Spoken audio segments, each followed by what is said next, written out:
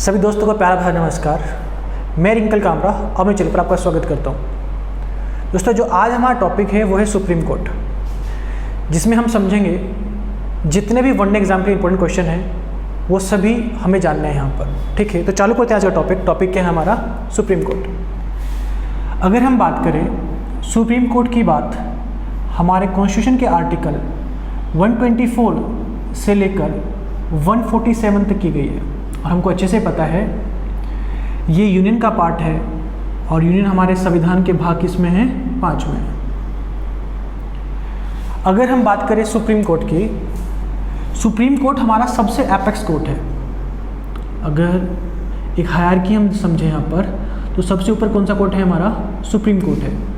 इसके अंडर सभी काम करते हैं कोर्ट्स। एक है हमारा ऐसे हाई कोर्ट है, सब ऑर्डिनेट्स कोर्ट्स हैं, या हम बोल सकते हैं क्या, डिस्ट्रिक्ट कोर्ट। एक बात ध्यान रखना, जो सुप्रीम कोर्ट की जजमेंट होती है वो इन दोनों पर बाइंडिंग होती है, लेकिन अगर ये जजमेंट देते हैं कोई भी, इस पर ये बाइंडिंग नहीं होती है, यहाँ पर वो चैलेंज की जा सकती है।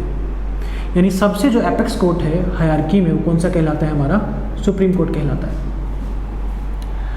अगर हम बात करें सुप्रीम कोर्ट की, हमारा सुप्रीम कोर्ट कब बना, तो ये बना है जिस दिन हमारा संविधान लागू हुआ था उस दिन हमारा सुप्रीम कोर्ट बना था।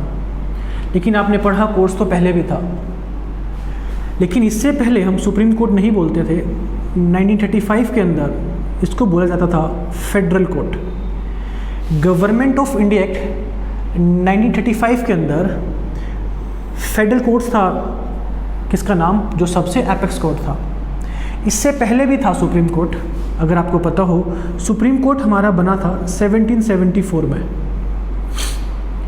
जब हम आज़ाद नहीं हुए थे तो यहाँ पर शासन अंग्रेज कर रहे हैं और भारत के लिए एक संविधान लाते थे, एक तरह से लॉ लाते थे जिसके तहत भारत में काम किया जाता था। तो अंग्रेज एक एक्ट पास किया, इसी को संविधान की शुरुआत माना जाता है भारत के लिए। भारत के संविधान की शुरुआत यहीं से हुई थी, जो कि आया था 1773 के अंदर। That is called regulating act 1773। ये ब्रिटिश पार्लियामेंट ने पास किया था कि भारत के अंदर कैसे कैसे लॉ होंगे, कैसे काम किया जाएगा, कौन न्याय करेगा, कौन जस्टिस करेगा। तो इस एक्ट के तहत सुप्रीम कोर्ट बनाया गया था और ये सुप्रीम कोर्ट कहलाया था सुप्रीम कोर्ट ऑफ कलकत्ता। ठीक है, और ये सुप्रीम कोर्ट कब बना था, 1774 में। और कहाँ बना था, कलकत्ता में बना था, जिसको आज हम कोलकाता के नाम से जानते हैं। यानी कहने का मतलब है, क्वेश्चन क्या क्या पूछ सकता है कि जो सुप्रीम कोर्ट 1774 में बना था वो किस एक्ट से बना था, इस एक्ट से बना था। कहाँ था, कलकत्ता था।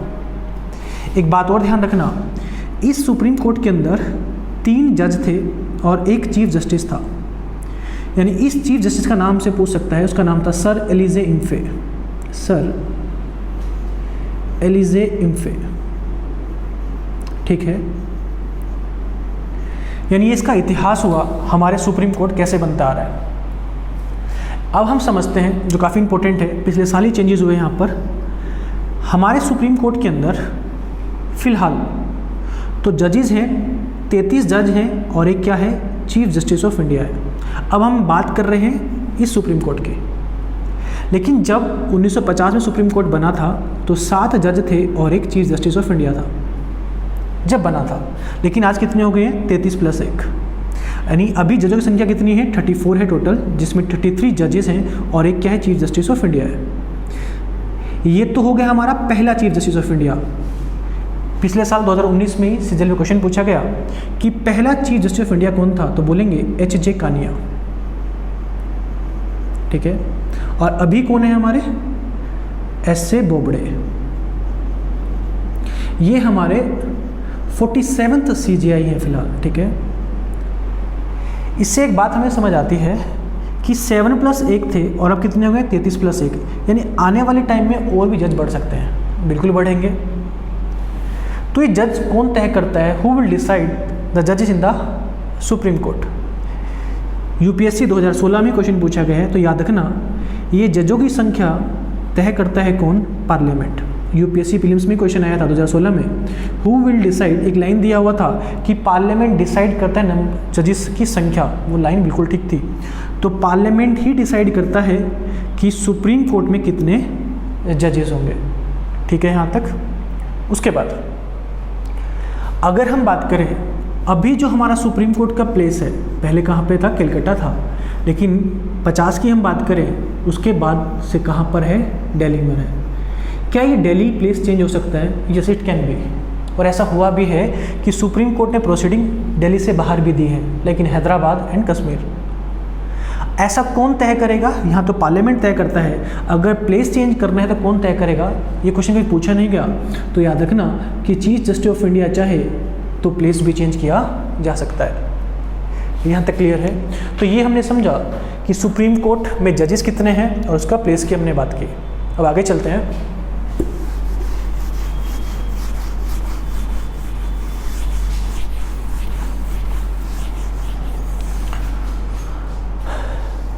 देखिए अब हम बात करेंगे जजेस के बारे में बात, कि सुप्रीम कोर्ट के जो जज हैं वो उनकी योग्यता, उनको अपॉइंट कौन करता है, इन सब की बात करेंगे। अब सबसे पहले हम जानते हैं एक सुप्रीम कोर्ट का जज बनने के लिए आपके पास क्या क्या क्वालिफिकेशन होनी चाहिए, या आप एलिजिबिलिटीज़ भी बोल सकते हो। सबसे पहली बात, you must be a citizen of India. आप भारत के नागरिक होने चाहिए। भारत के संविधान में कहीं पर प्लेस ऑफ बर्थ की बात नहीं की गई है, यानी कोई बाहर का नागरिक अगर सिटीजन बनता है तो he can be eligible for becoming a जज। दूसरी योग्यता, उसने कम से कम एटलीस्ट उसने कम से कम 5 साल, ठीक है, हाई कोर्ट में एज अ जज काम की हो। ठीक है, या फिर देखिए मैंने और लिखा है, चाहे तो ये वाली योग्यता पूरी हो चाहे फिर दूसरी, वो कम से कम एटलीस्ट 10 साल उसने हाई कोर्ट में एज अ एडवोकेट काम किया हो, वकालत की हो। ठीक है, या फिर और लिखा है, या फिर वो एक डिस्टिंग्विश, एक अलग सा डिस्टिंग्विश्ड जूरिस्ट है। किसके ओपिनियन में? प्रेसिडेंट के ओपिनियन में। ठीक है, अगर राष्ट्रपति को लगता है, जैसे एग्जांपल देता हूं मैं आपको,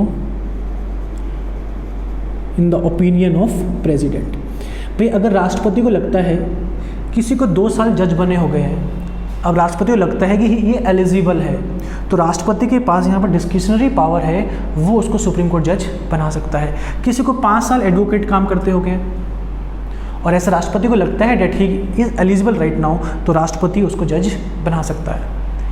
ऐसी योग्यता पूरी होने के बाद, ऐसी क्वालिफिकेशन इसके पास पूरी हो जाती है, तो फिर उसको क्या किया जाएगा? अपॉइंट किया जाएगा। अब अपॉइंट कौन करेगा भाई? सिंपल है, प्रेसिडेंट। अब आप एक बात समझो, आपने सुना होगा कि न्यायपालिका के अंदर बहुत ज़्यादा नेपोटिज्म है, भाई भतीजावाद है। कुछ ही फैमिलीज़ के लोग जज बनते आ रहे हैं। ऐसा रीज़न क्या है? क्योंकि ऐसी योग्यता वाले लोग तो भारत में हज़ारों हैं। मैंने बोला कि ऐसी क्वालिफिकेशन तो एटलीस्ट 1000 लोगों के पास होगी, लेकिन वैकेंसी कितनी होती है? 1, 2, 3, यही वैकेंसीज होंगी। अब क्या राष्ट्रपति जिसको चाहेगा इन 1000 में से उनको अपॉइंट कर लेगा? ऐसा नहीं है। अगर हम बात करें, यहाँ पे 3 जजेस के केसेस हैं, एसपी गुप्ता केस है, लेकिन हमको इम्पोर्टेंट के एग्जाम के लिए वो चीज़ समझ लेते हैं। जो ये अपॉइंट करता है प्रेसिडेंट, यहाँ पर ये खुद नहीं अपॉइंट कर सकता, यहाँ पर वो सलाह लेता है एक कोलेजियम की। एक कोलेजियम सिस्टम बनाया गया है जिसके अंदर कितने जज हैं? 4 सुप्रीम कोर्ट के सीनियर जज हैं और एक चीफ जस्टिस ऑफ इंडिया है। ये 5 व्यक्ति सलाह देते हैं राष्ट्रपति को, जिनको भी वो चाहते हैं उन्हीं को वो अपॉइंट करते हैं। ऑब्वियस सी बात है, ये 5 लोग जिसको चाहेंगे उसी को बनाएंगे। अगर उनकी कोई फैमिली में से उन 5 में से कोई एक है तो वही बनने वाला है। इस वजह से हम देखते हैं न्यायपालिका में क्या है, ज़्यादा नेपोटिज्म है। इस चीज़ को ख़त्म करने के लिए पार्लियामेंट ने एक्ट भी पास किया था, that is cold NJAC। 1 minute समझ लीजिए, बस समझ आ जाएगा। नेशनल जुडिशियल अपॉइंटमेंट कमीशन, जिसको 99th कॉन्स्टिट्यूएंट अमेंडमेंट एक्ट, संविधान में संशोधन किया गया 99, और एक कमीशन बनाया गया जिसमें अपॉइंटमेंट करना है जजेस का। लेकिन जुडिशरी ने अपनी पावर यूज़ कर इसको खारिज कर दिया। क्यों कर दिया? क्योंकि हमारे संविधान का आर्टिकल 50 मैं आपको पढ़ा चुका हूँ डीपीएसपी में कि न्यायपालिका हमेशा अलग रहेगी कार्यपालिका से। Executive always separate from the judiciary, कि कभी ये इंटरफेयर नहीं करेंगे। जो ये एनजेसी था इसके अंदर 6 मेंबर थे, 3 मेंबर तो जुडिशरी से थे और 3 मेंबर अलग थे। एक तो लॉ मिनिस्टर था, और लॉ मिनिस्टर हमारा क्या होता है, एग्जीक्यूटिव होता है। अब एग्जीक्यूटिव कैसे जुडिशरी में इंटरफेयर कर रहा है ये बोलकर इस एनजेसी को क्या कर दिया गया, ख़त्म कर दिया गया। क्योंकि हमारे संविधान को बचाने वाला किसको बोला गया है, न्यायपालिका को। और संविधान में साफ साफ लिखा है कि एग्जीक्यूटिव कार्यपालिका हमेशा न्यायपालिका से क्या रहेगा, अलग रहेगा। इस चीज़ को बोलकर ही न्यायपालिका ने पावर का यूज़ किया जुडिशियल रिव्यू का, और एनजेसी को क्या कर दिया गया, क्वेश्चन कर दिया गया।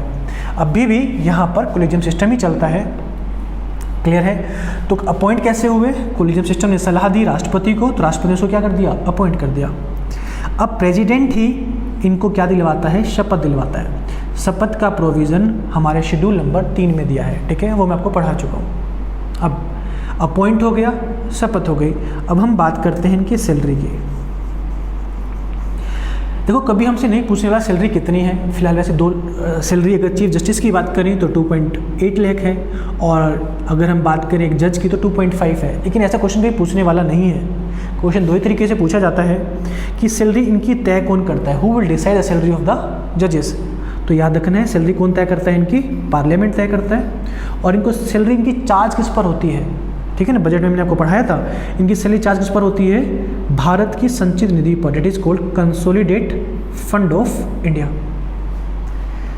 सैलरी बताई मैंने सुप्रीम कोर्ट चीफ जस्टिस की यानी भारत के सीजीआई की तो 2,80,000 है, और कितनी है इसकी 2.5 लाख है। इनको सैलरी भी मिल गई, ठीक है। अगर अब हम बात करें इनके रिज़ाइन की, और आपको अच्छे से पता है हमारे संविधान के अंदर या पॉलिटी के अंदर हम एक चीज़ पढ़ते हैं, जो अपॉइंट करता है वही क्या लेता है, रिज़ाइन। अगर प्रेसिडेंट ने अपॉइंट किया है तो रिज़ाइन भी कौन लेगा, प्रेसिडेंट ही लेगा, ठीक है। नाउ अब हम बात करेंगे कि सुप्रीम कोर्ट के जज की रिटायरिंग एज कितनी होती है।